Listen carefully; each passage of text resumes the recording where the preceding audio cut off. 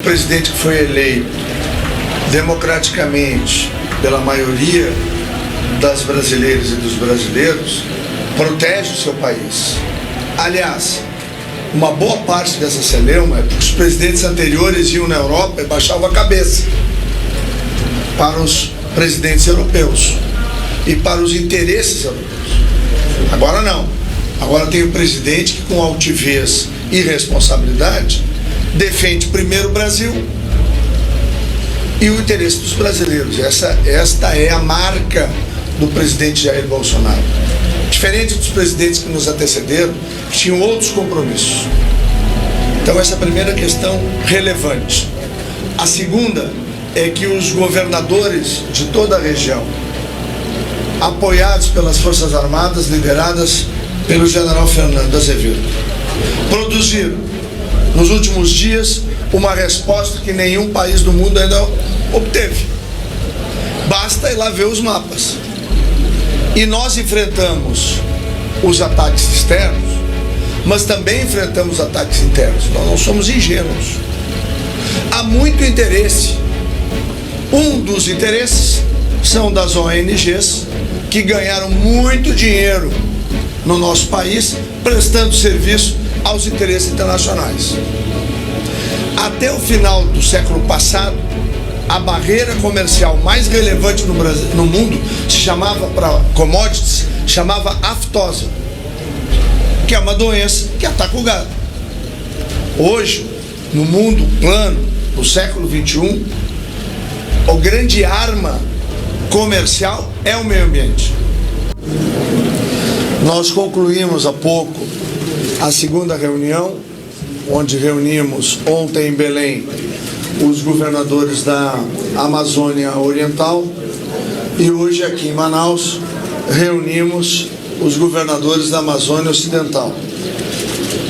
Nós temos muitas contribuições que foram dadas no dia de ontem e muitas contribuições dadas no dia de hoje, no sentido de que o governo federal, em parceria com os governos estaduais, constrói, primeiro, uma operação de GLO, que ela é feita conjuntamente entre os governos estaduais e o Ministério da Defesa, as Forças Armadas, o governo federal, as nossas agências, e que vem sendo um sucesso. Ou seja, vem sendo feito o combate, o enfrentamento da questão dos incêndios e o que é mais importante, né? Já temos amplas áreas aqui na Amazônia completamente controladas, dentro daquilo que é a série histórica que vem acontecendo ao longo das últimas décadas. Se nós olharmos para outras latitudes, nós vamos encontrar na África, nós vamos encontrar na Sibéria, nós vamos encontrar no Alasca, nós vamos encontrar em solo americano áreas de incêndios florestais, algumas muito superiores ao que ocorre aqui no Brasil. E se a gente olhar do outro lado da fronteira, vai ver a Bolívia, assim como outros países, enfrentando uma situação climática que muitas vezes favorece a que existam os problemas que nós enfrentamos hoje no Brasil. O CIVAM vem ajudando de maneira decisiva no enfrentamento dos focos de incêndio, que estão sendo enfrentados pelas 3 forças em conjunto aqui na Amazônia, e o Brasil pode continuar reafirmando interna e externamente de ser o país que mais protege as suas florestas.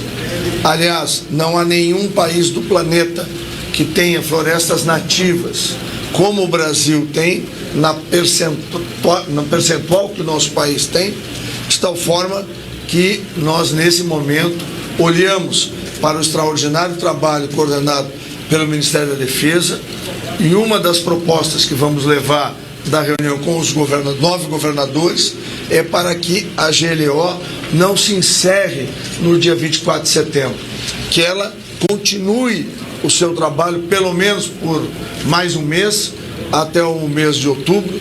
Por quê? porque fizemos um primeiro enfrentamento pontual nas áreas onde tivemos incêndios, mas é muito importante que se combata muito das causas desses incêndios, que estão ligados à questão do desmatamento ilegal, estão ligados ao garimpo ilegal, e é muito importante que esta ação de suporte das Forças Armadas com as forças estaduais sejam dadas às agências, como é o caso do IBAMA e ICMBio, que tem um trabalho muito importante para fazer nesta luta de transformar a Amazônia brasileira e manter a Amazônia brasileira como a floresta mais preservada do mundo. Nós levamos juntos também uma série de propostas que fala desde a regularização fundiária, passa também pelo zoneamento econômico-ecológico de toda a região, passa pela economia verde, e também nós vamos levar ao governo federal para dentro, talvez, pouco mais de 10 dias, nós possamos fazer uma nova reunião já apresentando um plano estruturado e estruturante para que a Amazônia brasileira consiga fazer aquilo que o presidente Bolsonaro sempre defendeu e continua defendendo, que é fazer com que a produção e a preservação possam andar, governador, de mãos dadas, ombro a ombro, fazendo com que a gente preserve esse grande patrimônio que o Brasil tem, mas, por outro lado, os 23 milhões de mulheres e homens da Amazônia tenham boas condições de vida, capacidade de se desenvolver produtivamente, e a gente possa garantir que a vida no presente seja boa e que no futuro ela possa ainda ser melhor para essa área tão importante do nosso país. Então, é isso que é o saldo, vamos dizer assim, desses 2 dias de discussão. Fazer aqui publicamente um agradecimento ao ministro da Defesa pelo empenho das Forças Armadas brasileiras.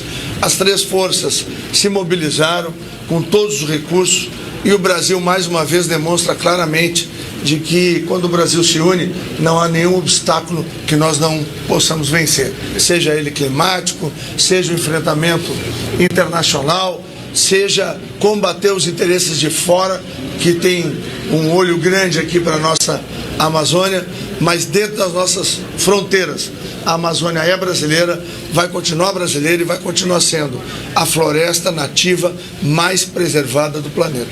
Isso é a garantia que esses dias iniciais dessa GLO já demonstraram claramente nessa grande união que todos nós, brasileiros, fizemos aqui entre os governos estaduais e o governo federal. Governador Wilson Lima Chaves Fernandes, da Restradentes, bom dia a todos.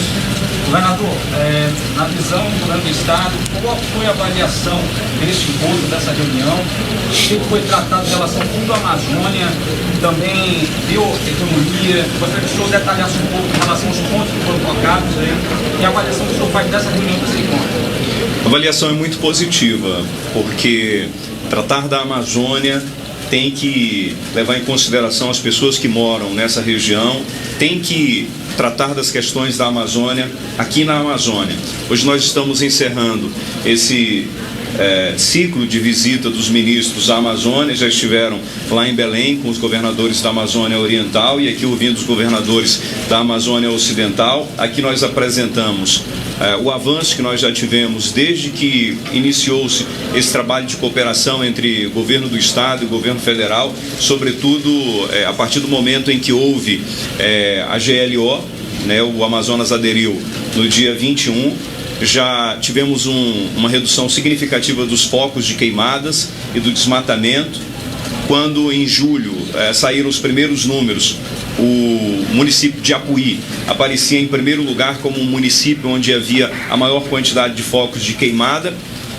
Nas últimas 48 horas, o município de Apuí já saiu dessa lista dos 10 primeiros, e os últimos números que nós temos referentes aos dias 1º e 2, já tivemos uma redução de 24% em relação ao mesmo período do ano passado. Agora é preciso entender que essa é uma situação pontual, resultado de uma série histórica e que se repete ano a ano. E o que nós estamos discutindo, sobretudo aqui, é que ações serão tomadas para evitar que aconteça o desmatamento ilegal. Daí a necessidade de resolver alguns problemas que se arrastam há muito tempo. Regularização fundiária, por exemplo, zoneamento econômico ecológico para definir quais as áreas de interesse econômico, quais as áreas de preservação ambiental. Nós já temos, no caso do estado do Amazonas, o zoneamento econômico ecológico do Purus, que já está assinado pelo ministro do Meio Ambiente e está lá na Casa Civil para que isso aconteça, essa assinatura também pelo presidente da República. E nesse zoneamento econômico ecológico inclui inclusive a possibilidade do produtor aumentar a sua área de produção, além dos 20% que está previsto na legislação ambiental.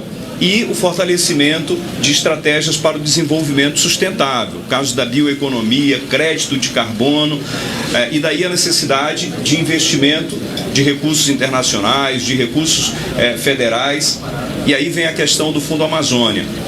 E aí, numa conversa com o ministro Ricardo Salles do Meio Ambiente, me sinalizou que já há um entendimento muito avançado entre o governo federal e os governos da Noruega e da Alemanha para a retomada desses recursos, mas com um modelo de administração diferente, onde o governo federal e os governos dos estados da Amazônia tenham um poder maior decisório e que esses investimentos possam efetivamente ser aplicados, casados com as políticas públicas. Porque o que a gente tem percebido ao longo do tempo, que esses investimentos eles são feitos em projetos pontuais, que não atingem o todo. E nós precisamos que isso beneficie o máximo de moradores da Amazônia.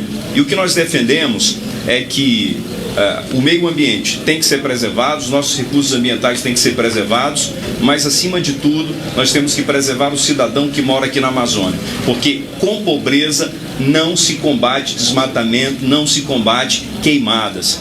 49% da população do estado do Amazonas vive na linha da pobreza. Então, enquanto eu não distribuir riquezas, e distribuir riqueza significa levar infraestrutura como ramal e vicinal pavimentados, energia elétrica, comunicação, porto, aeroporto, enquanto isso efetivamente não acontecer, dificilmente a gente vai conseguir combater esses crimes que acontecem na Amazônia.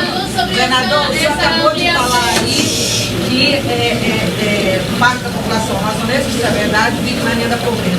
Mas nós soubemos, ou pelo menos a imprensa nacional noticiou, que quem fez o dia D, por exemplo, o Dia do Povo, foram latifundiários, grandes produtores rurais. Porque o governo estadual e o governo federal, sabedores de que ia acontecer o dia D, até porque eles avisaram no WhatsApp, não fizeram alguma coisa para combater isso?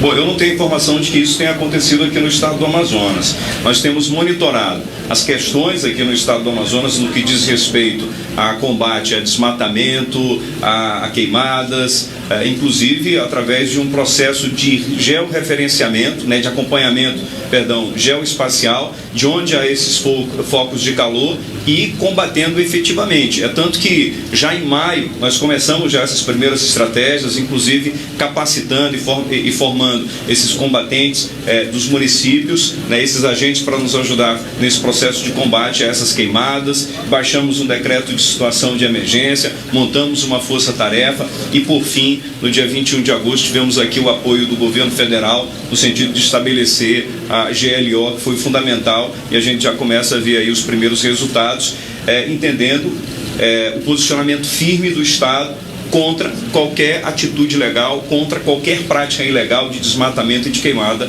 no estado do Amazonas. Como o governo federal vai trabalhar ou ajudar os governos estaduais a recuperarem o uso do Fundo Amazônia? Como o governo federal pode não atrapalhar e ajudar os governos, ao pleito dos governos, a voltar a usar os recursos do Fundo Amazônia? Bom, primeiro, o governo federal não atrapalha ninguém. A missão do governo federal e um presidente que foi eleito democraticamente pela maioria das brasileiras e dos brasileiros protege o seu país. Aliás, uma boa parte dessa celeuma é porque os presidentes anteriores iam na Europa e baixavam a cabeça para os presidentes europeus e para os interesses europeus. Agora não. Agora tem o presidente que, com altivez e responsabilidade, defende primeiro o Brasil e o interesse dos brasileiros. Esta é a marca do presidente Jair Bolsonaro. diferente dos presidentes que nos antecederam, que tinham outros compromissos. Então, essa é a primeira questão relevante.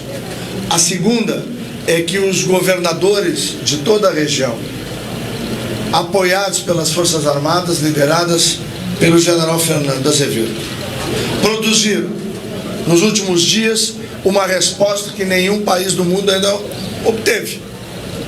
Basta ir lá ver os mapas. E nós enfrentamos os ataques externos, mas também enfrentamos ataques internos. Nós não somos ingênuos. Há muito interesse. Um dos interesses são das ONGs, que ganharam muito dinheiro no nosso país, prestando serviço aos interesses internacionais. Até o final do século passado, a barreira comercial mais relevante no Brasil, no mundo, se chamava, para commodities, chamava aftosa, que é uma doença que ataca o gado. Hoje, no mundo plano, no século XXI, a grande arma comercial é o meio ambiente. E se nós andarmos pela Europa, nós vamos ver que nenhum país europeu tem um código florestal como tem o Brasil. Pode ir lá na sede do Greenpeace, vai na linha d'água, pode dar 3 palmos que tu vai ver que eles plantam o que tiver que plantar. Isso aqui no Brasil é proibido, não pode fazer. Aqui nesta região, 80% de uma propriedade rural, ela tem que ser reserva legal. O proprietário não tem usufruto e o governo não dá um centavo para o proprietário. Eu queria ver uma regra dessas ser aprovada no Bundestag. Eu queria ver uma regra dessa ser aprovada no parlamento holandês. Eu queria uma regra dessa ser aprovada no parlamento francês. Não vai ser e nunca. E nós temos que ter clareza, e eu acho que a imprensa brasileira tem um papel fundamental nisso, em trabalhar com aquilo que o presidente Bolsonaro sempre defende, general Fernando: a verdade. E é isso que nós precisamos trabalhar. Chega de mentira, enganação e enrolação. Então, o que nós estamos aqui com os governadores da Amazônia Ocidental, como fizemos ontem, é justamente com a verdade, vendo aonde estão as nossas dificuldades e limitações, o que nós precisamos resolver, como é que nós vamos atender as populações indígenas. É justo a população indígena não poder se valer dos recursos minerais que estão no subsolo? É justo as populações indígenas não poder plantar, como fizeram algumas tribos no Mato Grosso, com excelente resultado? Aquelas tribos estão felizes porque conseguiram ter resultado econômico. Vão usar uma roupa melhor, vão comer melhor, vão dar melhor condição de vida para os seus filhos. É justo a gente fazer isso? Ou o desejável para o padrão da turma do lado de lá é manter os índios na pobreza, manter os índios na dependência? Não. Brasilidade é oportunidades a todos. Quem quiser ficar lá no fundo da reserva é um direito que tem. Agora, quem quiser arregaçar a manga, botar o pé e a mão no chão e trabalhar e produzir, que lhe seja dado esse direito. Aliás, está na Constituição Brasileira, artigo 231 e 176, se não me falha a memória, que há 30 anos não foi regulamentado. E isso é algo que nós conversamos com os governadores, nós vamos trabalhar nisso. O Fundo Amazônia está preservado, está sendo dialogado. Agora, aqui no Brasil, do governo Bolsonaro, manda os brasileiros, não manda os europeus, não. Mais uma pergunta, vamos lá. O senhor considera que as queimadas, de fato, elas estão controladas, mesmo com os dados do INPE? Bom, então vamos lá. Tem uma matéria que o INPE publicou hoje. O que acontece? Nós vimos lá no Civan. Tu tem uma fonte de calor aqui, tu tem outra fonte de calor acolá. Se tu triangular o volume recebido no programa que tem lá, ele arredonda para casa de 1 quilômetro quadrado. E daí começa uma especulação. O que nós precisamos é ter um programa, o que nós precisamos é ter um padrão de análise que seja o mais próximo do real, para a gente não levar nem para dentro do país, nem para fora do país, informações distorcidas. Quando eu digo que nós temos que defender o nosso país, não é negar a verdade, ninguém aqui nega. Todo mundo trabalha com a verdade.